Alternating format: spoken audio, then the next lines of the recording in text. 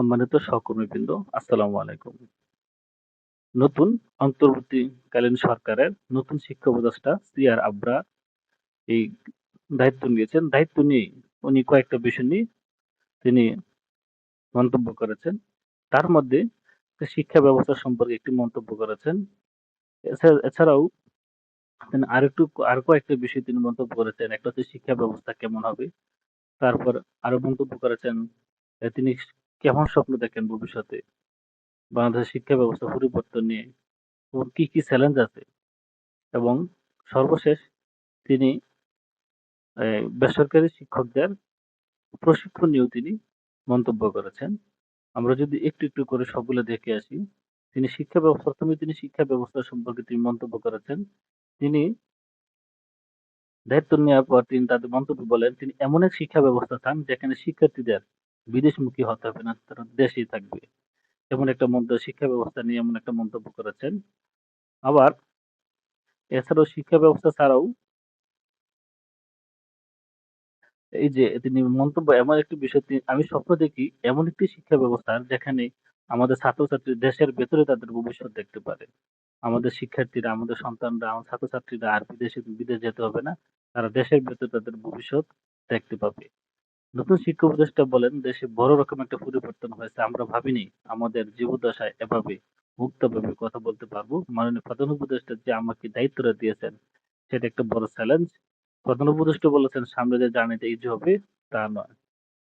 তার যে জার্নি, এই জার্নি সম্পর্কে তিনি মন্তব্য করেছেন এবং তিনি এই যে সি.আর. আবরার বলেন, আমি মনে করি শিক্ষা হচ্ছে বৈষম্যহীন সমাজ বিনির্মাণের সবচেয়ে শক্তিশালী মাধ্যম। আমি স্বপ্ন দেখি আমাদের ছাত্র দেশের ভেতরে তাদের ভবিষ্যৎ দেখতে পারে। দেশ থেকেই বিশ্বকে নেতৃত্ব দিতে পারে। আমি জানি এটা হয়তো দ্রুত হবে না, কিন্তু এর একটা ভিত্তিপ্রস্তর আমরা তৈরি করতে চাই। এবং তিনি নতুন শিক্ষা কমিশন নিয়েও তিনি কথা বলেছেন।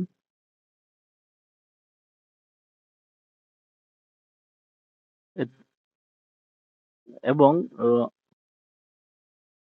তিনি বলেন অনেকেই জানে না বেসরকারি খাতে শিক্ষকদের কোনো প্রশিক্ষণের ব্যবস্থা নেই। এই সবচেয়ে গুরুত্বপূর্ণ জিনিস এটা হচ্ছে অনেকেই জানে না যে বেসরকারি খাতে শিক্ষার প্রশিক্ষণের কোনো ব্যবস্থা নেই। নাইম সহ এই ধরনের প্রশিক্ষণ কেন্দ্রে শুধুমাত্র সরকারি শিক্ষকদের প্রশিক্ষণ দেওয়া হয়। আমরা সবাই জানি যে নাইমে শুধুমাত্র সরকারি শিক্ষক যারা আছে তাদেরকে শুধুমাত্র প্রশিক্ষণ দেওয়া হয়। কিন্তু বেসরকারি শিক্ষা প্রতিষ্ঠান সরকারি শিক্ষা প্রতিষ্ঠানের তুলনায় বেশি। সুতরাং নতুন কমিশন এসে এসব বিষয় বিবেচনা নেবে। নতুন যে কমিশন আসবে ওই কমিশনে আমরা সবাই জানি যে নাইমে শুধুমাত্র সরকারি যারা শিক্ষক আছে সরকারি শিক্ষকদের প্রশিক্ষণ দেওয়া হয়। কিন্তু সরকারি প্রতিষ্ঠানের তুলনায় বেসরকারি প্রতিষ্ঠান অনেক বেশি। যে তুলনায় নাইমেই বেসরকারি শিক্ষকদের প্রশিক্ষণ হওয়ার কথা ছিল বেশি, কিন্তু আর এই বেসরকারি শিক্ষকদের প্রশিক্ষণের ভালো কোনো ব্যবস্থা নেই। এই প্রশিক্ষণ নিয়ে তিনি সবচেয়ে বেশি কথা বলেছেন। তিনি আরো মন্তব্য করেছেন কারিকুলাম ভালো করার পর প্রশিক্ষিত শিক্ষক না থাকলে তো কাজ হবে না। কারিকুলাম যত ভালো হোক না কেন যদি প্রশিক্ষিত ট্রেন টিচার না থাকে তাহলে কোনো কাজ হবে না। শিক্ষা ব্যবস্থা নষ্ট হতে অনেক সময় লাগে।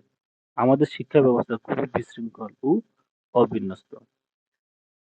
অর্থাৎ সি.আর. আবরার নতুন শিক্ষা উপদেষ্টা তিনি প্রশিক্ষণের মধ্যে আমাদের বেসরকারি যারা শিক্ষক তাদের যে প্রশিক্ষণ ব্যবস্থা নেই এই প্রশিক্ষণের ব্যবস্থা নিয়ে তিনি কথা বলেছেন এবং তিনি এটা মন্তব্য করেছেন যে আমরা অনেকে জানি না যে এই বেসরকারি শিক্ষা প্রতিষ্ঠানের প্রশিক্ষণের ব্যবস্থা নেই। আমরা এটা জানি শুধুমাত্র যে নাইমে সরকারি শিক্ষকদের প্রশিক্ষণ দেওয়া হয়। অর্থাৎ নতুন শিক্ষা উপদেষ্টা নতুন শিক্ষা উপদেষ্টা যে সি.আর. আবরার তিনি আহ, আমরা আশা করি যে তিনি দায়িত্ব নেওয়ার পর বেসরকারি শিক্ষকদের প্রশিক্ষণের ব্যাপারে তিনি জোরালো ভূমিকা নেবেন। ধন্যবাদ সবাইকে এতক্ষণ সাথে থাকার জন্য। আসসালামু আলাইকুম।